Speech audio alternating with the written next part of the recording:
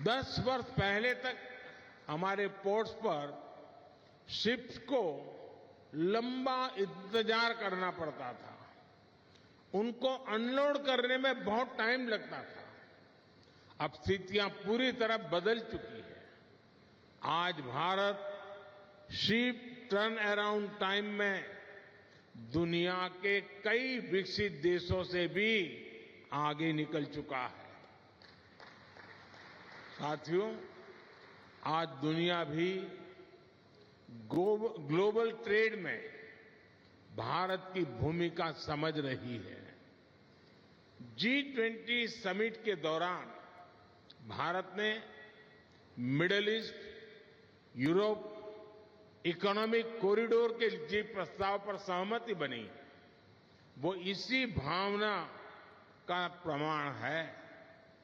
ये कॉरिडोर विकसित भारत के निर्माण को बहुत बल देगा। इससे हमारी कोस्टल इकोनॉमी को बड़ी ताकत मिलेगी। हाल ही में मैरीटाइम अमृत काल विजन भी लॉन्च किया गया है। विकसित भारत के लिए हम अपनी समुद्री ताकत को कैसे सशक्त करेंगे, इसमें इस लक्ष्य का रोड मैप है। भारत को दुनिया की एक बड़ी मैरीटाइम पावर बनाने के लिए हम मेगा पोर्ट्स, शिप बिल्डिंग और शिप रिपेयर क्लस्टर जैसे इंफ्रास्ट्रक्चर बनाने पर जोर दे रहे हैं। साथियों, केरला में आज जिन 3 प्रोजेक्ट्स का लोकार्पण हुआ है, उनसे मैरीटाइम सेक्टर में इस क्षेत्र की हिस्सेदारी और बढ़ेगी।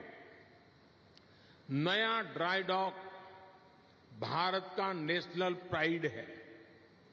इसके बनने से यहां बड़े जहाज, बड़े वेसल तो आ ही सकते हैं, साथ ही यहां शिप बिल्डिंग और शिप रिपेयर का काम भी संभव होगा।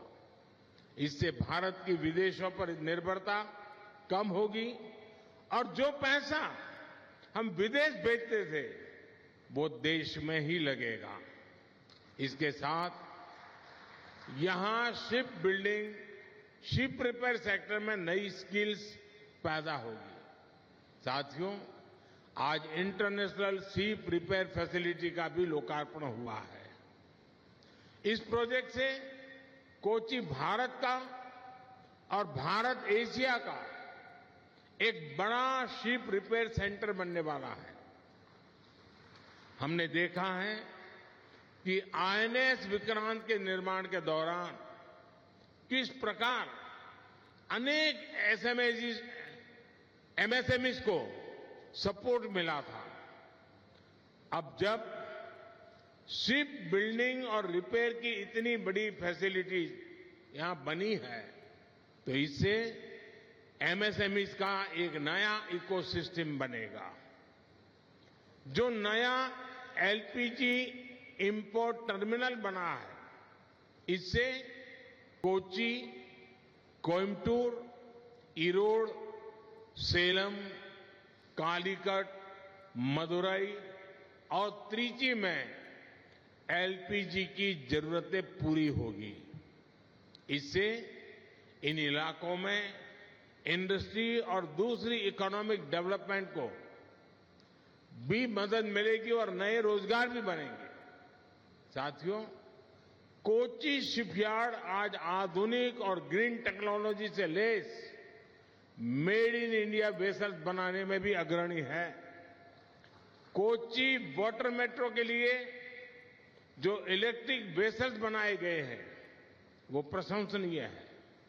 अयोध्या, वाराणसी, मथुरा और गुवाहाटी के लिए भी इलेक्ट्रिक हाइब्रिड पैसेंजर फेरीज का निर्माण यहीं हो रहा है। यानी देश के शहरों में आधुनिक और ग्रीन वाटर कनेक्टिविटी में कोची शिपयार्ड की भूमिका अहम है। मुझे बताया गया है कि हाल में आपने नॉर्वे के लिए भी zero emission electric cargo ferries delivery की है। यहां हाइड्रोजन फ्यूल पर चलने वाले दुनिया के पहले फीडर कंटेनर वेसल के निर्माण पर भी काम चल रहा है। ये make in India, make for the world के हमारे विजन को सशक्त करता है। भारत को हाइड्रोजन फ्यूल आधारित ट्रांसपोर्ट की तरफ ले जाने का जो हमारा मिशन है, उसको कोच्चि शिपयार्ड और सशक्त कर रहा है। मुझे विश्वास है कि बहुत ही जल्द स्वदेशी हाइड्रोजन फ्यूल सेल फेरी भी देश को मिलेगी। साथियों, blue economy, port lead development को और उसके कारण हमारे मछुआरे भाई बहनों की एक बहुत बड़ी भूमिका मैं इसमें देखता हूं। आज पीएम मत्स्य संपदा योजना से फिशिंग के लिए भी आधुनिक इंफ्रास्ट्रक्चर बनाया जा रहा है। केंद्र सरकार डीप सी फिशिंग के लिए मछुआरों को आधुनिक नाव देने के लिए सब्सिडी दे रही है। किसानों की तरह ही मछुआरों को भी किसान क्रेडिट कार्ड की सुविधा दी गई है। ऐसे प्रयासों की वजह से बीते 10 वर्षों में मछली उत्पादन और एक्सपोर्ट दोनों में कई गुना बढ़ोतरी हुई है।